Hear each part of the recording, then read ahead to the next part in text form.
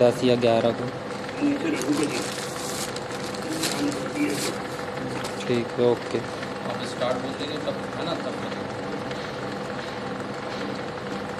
ये प्रशिक्षण का वीडियो त्रिस्तरीय पंचायत निर्वाचन 2022 के लिए हमारे जो मतगणना अधिकारी है उनके प्रशिक्षण हेतु बनाया जा रहा है। और यह प्रशिक्षण का वीडियो जिला निर्वाचन अधिकारी सिवनी के मार्गदर्शन में बनाया जा रहा है। तो मैं पीठासीन अधिकारी के बतौर और मेरे बाजू में मतदान अधिकारी क्रमांक 1, मतदान अधिकारी क्रमांक 2, मतदान अधिकारी क्रमांक 3 और मतदान अधिकारी क्रमांक 4 को इस तरह से बिठा लेंगे। अब हमारे सामने उपस्थित है एजेंटगण। इन एजेंटों को हम ये पेटी दिखाते हुए दिखाएंगे कि ये पेटी जो है इस तरह से आपको बंद है। ये पेटी अभी पूरी सील्ड है। इस पेटी को हम आपकी उपस्थिति में ओपन करेंगे और ये ओपन करने के बाद इस पेटी के मतपत्रों को बाहर निकालेंगे।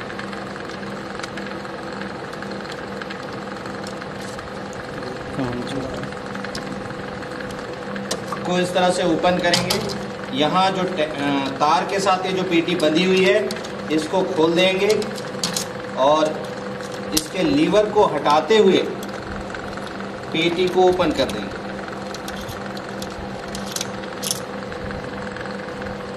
अब इसकी सटकनी को इधर सरकाते हुए ये पेटी को आपके सामने इस तरह से ओपन किया जाएगा मतदान केंद्र में ही। और पेटी में जितने मतपत्र हैं उन्हें पूर्णतः बाहर कर लिया जाएगा। अब आप लोग एजेंट लोग ये देखिए कि इस पेटी के सारे मतपत्र बाहर आ चुके हैं और पेटी के अंदर कोई भी मत अभी नहीं है। ठीक है, ठीक। तो इस तरह से आप देखें कि पेटी के अंदर कोई भी मत नहीं है। अब ये पेटी को हम बाहर बाजू में रख देते हैं।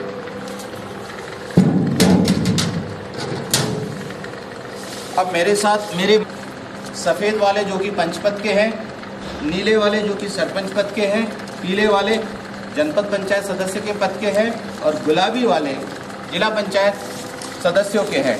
तो अधिकारी क्रमांक 1, 2, 3 और 4 अलग अलग मतपत्रों को पृथक करते हुए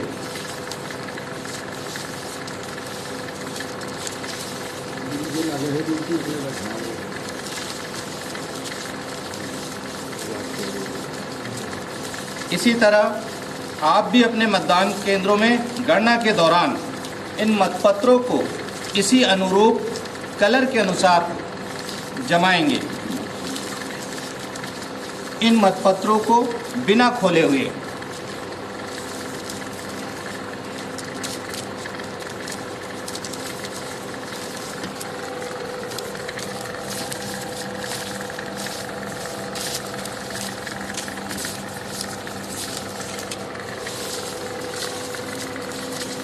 मतपत्रों को कलर के अनुसार जमाने के पश्चात हम इनकी गणना कर लेंगे और मतपत्र लेखा के भाग 1 से पेटी के अंदर कलर के अनुसार या पद के अनुसार मिले हुए मतपत्रों को मिलान करेंगे और साथ ही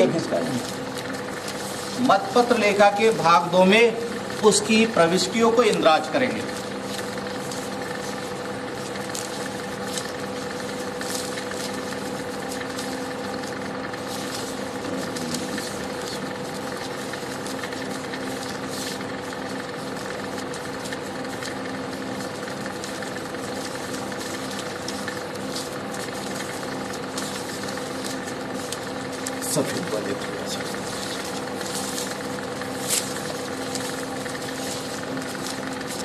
कलर के अनुसार, पद के अनुसार हमने मतपत्रों को अलग अलग कर लिया है।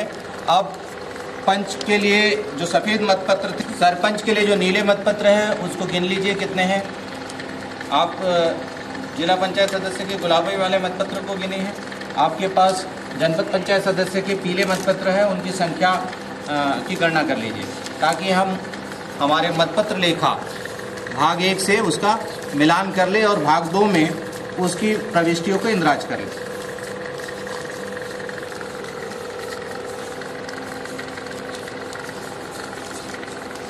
हम वार्डवार जमा ले मतपत्रों को। ये वार्ड क्रमांक 1 के अलग, वार्ड क्रमांक 3 के अलग, वार्ड क्रमांक 2 के अलग। तो हमारे पास 3 वार्ड है पंच के, तो हम क्रमशः मतपत्रों को वार्ड के अनुसार जमाएं।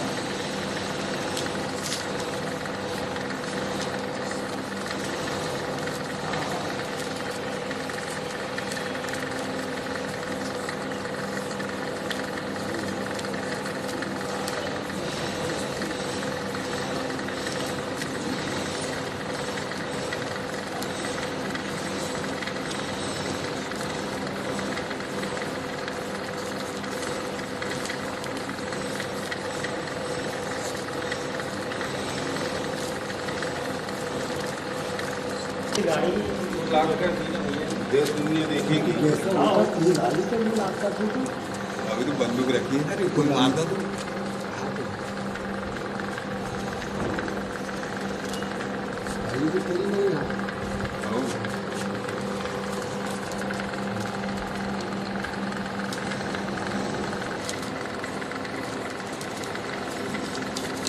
इस तरह से आप भी अपने संबंधित वार्डों के मतपत्रों को पृथक पृथक करेंगे और तत्पश्चात उनकी गणना करके मतपत्र लेखा भाग 1 से मिलाएंगे।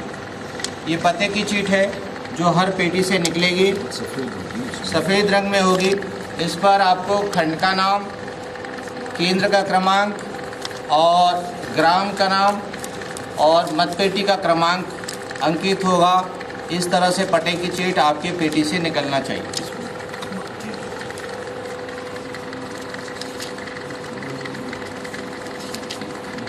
ये वार्ड क्रमांक 1 की है, ये 2 2 2 2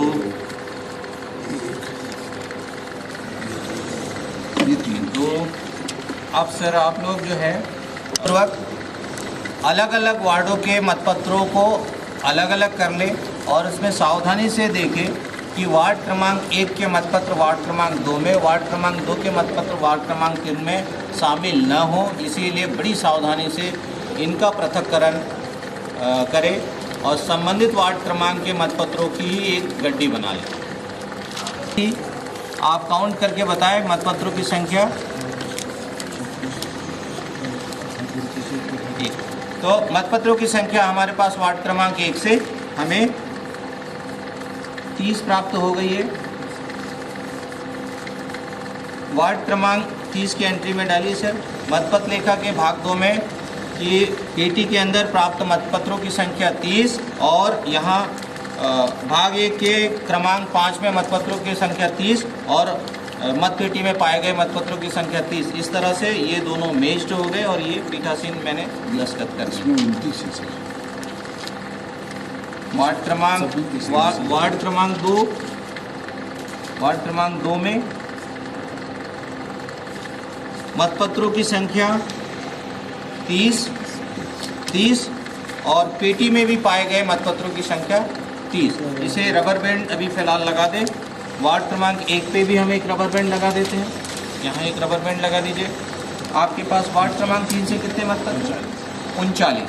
तो वार्ड क्रमांक 3 के मतपत्र लेखा में एक बार आप वार्ड क्रमांक 3 का मतपत्र लेखा, ये है मतपत्र लेखा जिसमें मतपत्र लेखा में 39 मत है और पेटी में भी हमें 39 मत प्राप्त हुए। इस तरह से भाग 1 मतपत्र लेखा के भाग 1 और मतपत्र लेखा के भाग 2 में कोई भी अंतर नहीं है।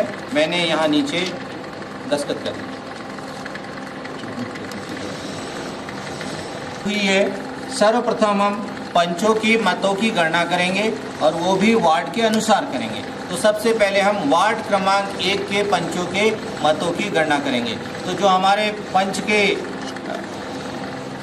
अभ्यर्थीगण है, मतगणना अभिकर्ता, वो सामने आ जाए। तो आप पंचों के मतगणना को हम यहाँ से हर एक मत को दिखाते जाएंगे।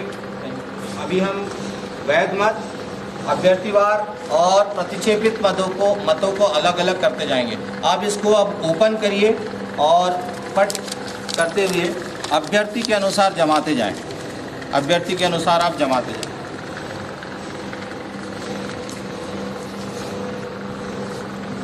ये प्रतिक्षेपित मत है पहला ही मत प्रतिक्षेपित मत प्राप्त हुआ है, क्योंकि ये मत किसी को भी मतांकन नहीं किया गया, इसीलिए हम इसे प्रतिक्षेपित वाले में रखेंगे। अभ्यर्थीवार हम अलग अलग कर ले। 1 नंबर अभ्यर्थी ये नोटा को प्राप्त मत, ये 2 नंबर के को प्राप्त मत, ये प्रतिक्षेपित मत अलग करते जा रहे हैं हम। नोटा को प्राप्त होने वाले मतों को अलग कर रहे हैं, 2 नंबर को मिलने वाले मत अलग कर रहे हैं, 3 नंबर 1 नंबर प्रतिक्षेपित।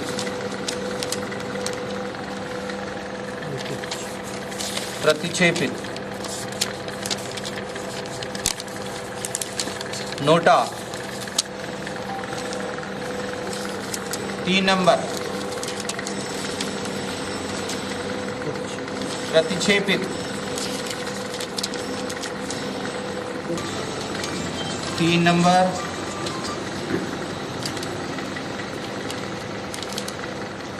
प्रतिक्षेपित। अब सर्वप्रथम ये जो हमको 1 नंबर को प्राप्त मत, 2 की गड्डी अलग है, 3 नंबर की गड्डी अलग है, 4 नंबर यानी नोटा को प्राप्त मतों की गड्डी अलग है, और हमारे पास प्रतिक्षेपित की गड्डी अलग है। आप एजेंट लोग ध्यान देंगे, आपके वार्ड से इस पर कोई मतांकन नहीं है, बल्कि मतांकन पीछे किया गया है। आप लोग देख लीजिए, तो पीछे मतांकन किया गया है, इसीलिए ये मत प्रतिक्षेपित हो गया। दूसरा, इस मत में भी किसी के भी फेवर में घूमते तीरों वाली, उल्टे तीरों वाली जो सील है वो नहीं लगाई गई, इसलिए ये मत प्रतिक्षेपित। तीसरा, यहाँ किसी भी कैंडिडेट के फेवर में न लगा के, आप यहाँ देखेंगे इस मत में किसी कैंडिडेट या अभ्यर्थी के फेवर में न लगा के सबसे टॉप पे सील लगाई गई, इसीलिए ये मत प्रतिक्षेपित। ये वाले मतपत्र में देखिए, ये मत इसलिए मत प्रतिक्षेपित है क्योंकि ये नोटा के नीचे लगाया गया और ये किसी को भी नहीं दिया गया है। अगला मत जो है ये छायाकृत भाग के बीचों बीच में लगाया गया है, और छायाकृत भाग के बीचों बीच में लगाए जाने से ये तय नहीं हो रहा है कि ये किस अभ्यर्थी को प्राप्त हुआ। इसलिए ये सर हमारे प्रत्याशी को जा रहा है सर। आप जो कह रहे हैं ये प्रत्याशी को जा रहा है, ऐसा नहीं है। ये जो है बिल्कुल छायाकृत भाग में ही बीचों बीच में लगा है।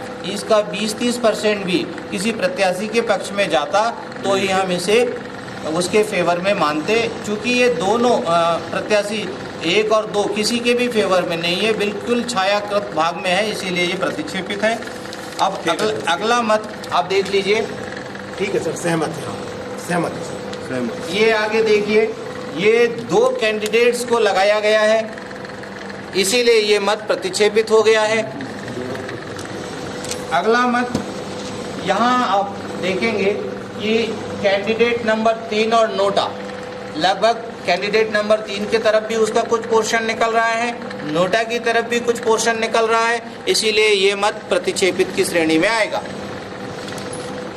ये मत देखिए, इस मत पर किसी के भी पक्ष में मतांकन नहीं किया गया है, इसलिए ये मत प्रतिक्षेपित की श्रेणी में आएगा। अब इसके पश्चात हम इनकी गणना करेंगे और इनके पीछे प्रतिक्षेपित वाली सील लगाएंगे। 1,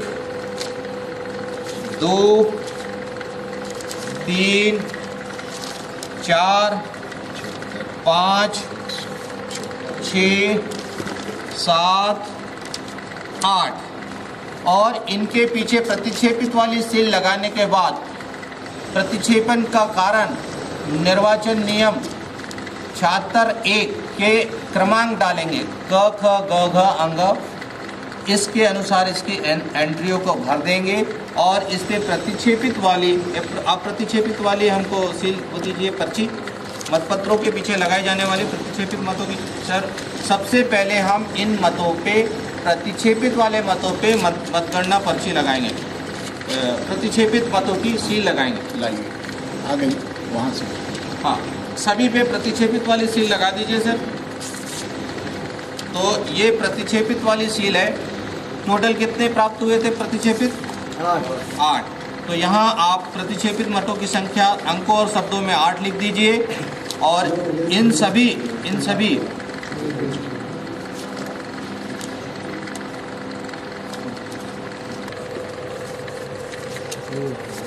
प्रतिक्षेपण का कारण का केवल क्रमांक हम इस पे दर्शित कर देंगे। तो इस तरह से वार्ड क्रमांक 1 के लिए 8 मत प्रतिक्षेपित या खारिज हो गए हैं। इसको बंडल बांध दीजिए सर सर्वप्रथम प्रतिक्षेपित का, और ये प्रतिक्षेपण वाली सील लगाने के बाद प्रतिक्षेपित की ये बंडल तैयार कर देंगे। अब अभ्यर्थी अनुसार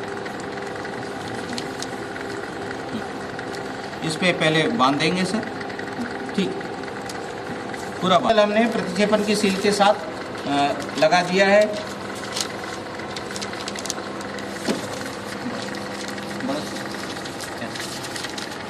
प्रतिक्षेपण की सील के साथ हमने ये बंडल तैयार कर दिया। अब हम अभ्यर्थीवार जो मत प्राप्त हुए हैं उनकी गणना करेंगे। आप देखिए 1 नंबर के फेवर में 1 2 3 4 5 6। अभ्यर्थी नंबर 1 को 6। एक बार और गिन लीजिए सर। 1 2 3 4 5 6। अभ्यर्थी नंबर 1 2 3। अब आप देखेंगे एक ही को 3 बार भी लगाया, लेकिन ये वैध है। 3 4 5 6 7 8 9। अब यहाँ पीछे भी सील लगी हुई है पीठासीन की, जिसमें प्रविष्टि या फुलफिल है और पीठासीन के हस्ताक्षर है। ये सारे मतपत्रों में इस तरह से आप चेक कर सकते हैं, अर्थात ये सारे मत वैध मत हैं। तो अभ्यर्थी नंबर 2 को कुल 9 मत प्रति या उसके इलेक्शन एजेंट या उसके मतगणना एजेंट को दी जाएगी। अब हम क्रमानुसार ये तैयार करके अलग रख देंगे। वार्ड नंबर 2 के लिए पीछे पूरी सब पे सील हमने चेक कर ली है। अब इस तरह से हम अभ्यर्थी क्रमांक 1 की काउंटिंग अभी नहीं करेंगे। सबसे पहले गणना हम प्रतिक्षेपित मतों की करेंगे। तो ये प्रतिक्षेपित है क्योंकि ये नोटा के साथ साथ तीसरे नंबर के कैंडिडेट को भी गया है, इसलिए ये मत खारिज हो गया। ये पहले नंबर अभ्यर्थी को गया है और तीसरे नंबर के अभ्यर्थी को जाने के कारण ये मत खारिज किया गया। ये 3 अभ्यर्थियों के पक्ष में मतांकन करने के कारण इस मत को खारिज किया गया। ये अभ्यर्थी क्रमांक 2 और अभ्यर्थी क्रमांक 3 के पक्ष में होने के कारण इस मत को खारिज किए। आप यहाँ देखें इसको, ये किसी के भी पक्ष में मतांकन न करके नीचे के रिक्त स्थान पे मतांकन किया, इसलिए खारिज है। ये 2 अभ्यर्थियों के बीचों बीच जो छायाकृत भाग है, सब लोग देखिए, उसमें छायाकृत भाग में मतांकन होने के कारण ये खारिज है। इसके बाद आप देखें ये मतांकन वाला जो हिस्सा है उसके पृष्ठ भाग पर सील लगाई गई है, इसीलिए ये मतपत्र खारिज किया गया। और ये मतपत्र देखिए कि 1 नंबर के अभ्यर्थी के साथ साथ 2 नंबर के अभ्यर्थी में भी दिया गया है, इसलिए ये मत क्या हो गया, खारिज है। अब हम कुल खारिज मतों 3 4 5 6 7 8। सर इसमें प्रतिक्षेपण की सील लगा दीजिए, प्रतिक्षेपण की सील लगा दीजिए। और 8 मत आप लिखिए प्रतिक्षेपित। वार्ड क्रमांक 2 पंच के मामले में 8 मत प्रतिक्षेपित। अब हम इसे सीलबंद कर देते हैं प्रतिक्षेपित की सील लगा करके। ये प्रतिक्षेपों को भी गणना करेंगे। सर आप लोग देखिए, इनको वापस अभ्यर्थीवार जमाइए, प्रतिक्षेपित मतपत्रों को पृथक पृथक करिए। आप लोग इसमें से निकाल लीजिए सर। अभ्यर्थी क्रमांक 1 के अलग, 2 के अलग, 3 के अलग, नोटा के अलग और प्रतिक्षेपित वाले अलग।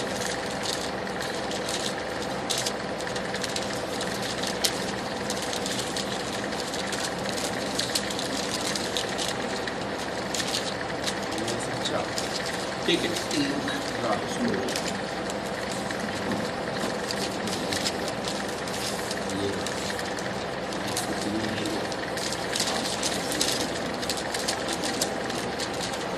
एक साथ, और उसे हमने मतपत्र लेखा के भाग 2 में भर दिया था कि पेटी में कितने मत है और मतपत्र लेखा के भाग 1 के क्रमांक 5 में कितने मत हैं।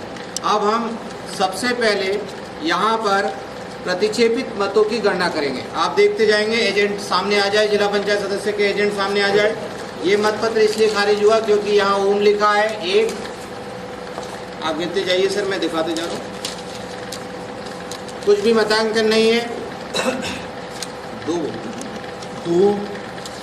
यहाँ पर मतांकन के साथ हस्ताक्षर किया। 3 यहाँ पर जो है छायाकृत भाग में सील लगी है। 4 नीचे सील लगी है, सबसे नीचे। 5 कोई सील नहीं है। 6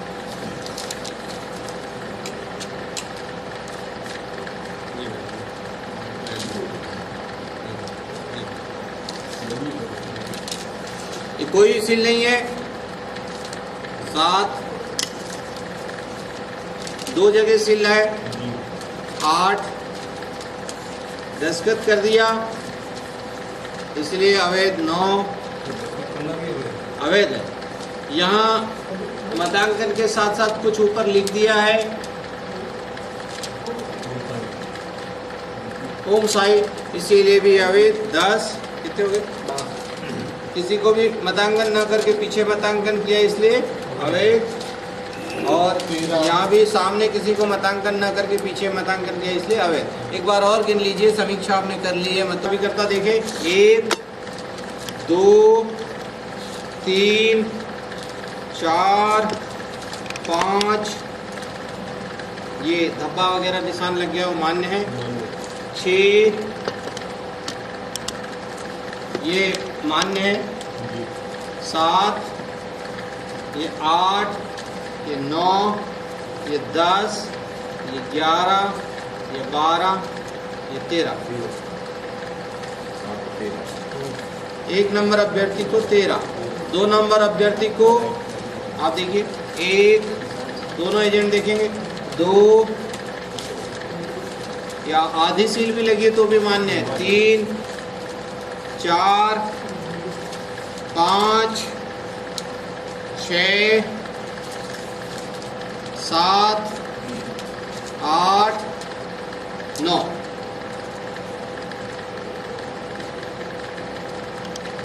2 नंबर को 9। 3 नंबर को 1 2 3 4 5 6। 3 नंबर अभ्यर्थी को प्राप्त मतों की संख्या 6।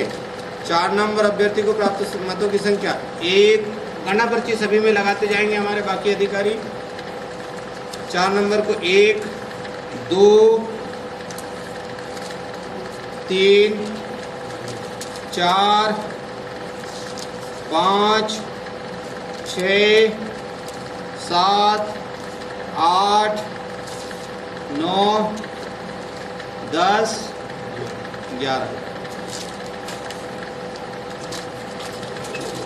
इन सब पे गणना पर्ची लगेगी और किसको कितने वैध मत प्राप्त हुए उसे अंकों और शब्दों में लिखा जाएगा गणना पर्ची में। अब अभ्यर्थी क्रमांक 5 को प्राप्त मतों की संख्या 1 2 3, ये कोना फटा भी है तो भी ये वैध मत है। 3 4 5 6 7 8 9 10 11 12। 5 नंबर अभ्यर्थी को प्राप्त विद्यमान मतों की संख्या 12। 6 नंबर अभ्यर्थी को प्राप्त विद्यमान मतों की गणना करेंगे। 1 2 3 4 5 6 7 8 9 10 11 गणना पर्ची लगा देंगे।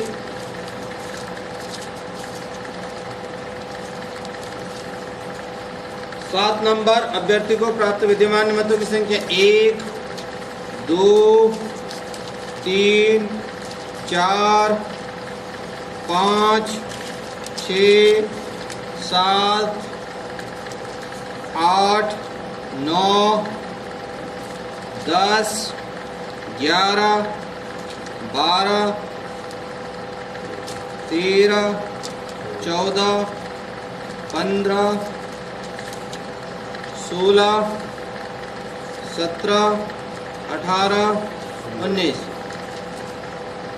7 नंबर अभ्यर्थी को प्राप्त विद्यमान मतों की संख्या 19। अब नोटा को प्राप्त विद्यमान मत कितने? 1 2 3 4 5 6 7 नोटा को 7। विद्यमान मतों की संख्या 88 और खारिज मत 14। तो टोटल मतों की संख्या पेटी में प्राप्त मतों की संख्या 102। आपने देखा कि हमने मतपत्र लेखा के भाग 1 के अनुक्रमांक 5 में प्राप्त मतों की संख्या थी 102 और मतदान पेटी में भी हमको जिला पंचायत सदस्यों के मतों की संख्या 102 प्राप्त की गई। अर्थात हमने ये जो भाग 2 है वो भी सही भर दिया है और मतगणना पर्ची लगा दी है विद्यमान मतों पे और खारिज मतों पे, और उसका एक बंडल बना लिया है। पृथक पृथक बना दिया है, वार्डवार बना दिया, पंचों का, सरपंच का बना दिया, जनपद सदस्य का बना दिया, जिला पंचायत सदस्य का बना दिया, और इनको संबंधित लिफाफों में पैक करके हम पॉलीथीन में वर्षा से बचाते हुए इन्हें विकासखंड मुख्यालय में जमा करने हेतु निर्धारित प्रारूप में। पंचों को जिसको सबसे ज्यादा वोट होंगे तो उसको विजय घोषित नहीं करेंगे? नहीं, हम विजय घोषित करना, निर्वाचित घोषित करना रिटर्निंग ऑफिसर का काम है। हम केवल मतों का आख्यापन करेंगे कि किस अभ्यर्थी को कितने विधिमान्य मत प्राप्त हुए हैं। प्रारंभिक मतगणना परिणाम। इसी तरह से हम इन प्रपत्रों को, मतपत्रों को, मतगणना अभी हमारी समाप्त हुई, इस मतगणना समाप्ति के पश्चात भरेंगे और भरने के बाद उन्हें सीलबंद करेंगे। परिणत लिफाफों को अलग और अन्य गणना के परिणाम पत्रकों को अलग अलग, और ये मतगणना परिणाम पत्रक की कॉपी उपस्थित आप एजेंटों को हम देंगे, एक एक कॉपी आपके पावती लेने के पश्चात। तो उम्मीद है आप सभी मतगणना अधिकारी इसी तरह से मतगणना कार्य संपादित करेंगे और अन्य प्रारूप और पत्रों को संबंधित लिफाफे में रखते हुए विकासखंड मुख्यालय में जमा करेंगे। धन्यवाद। ठीक है सर।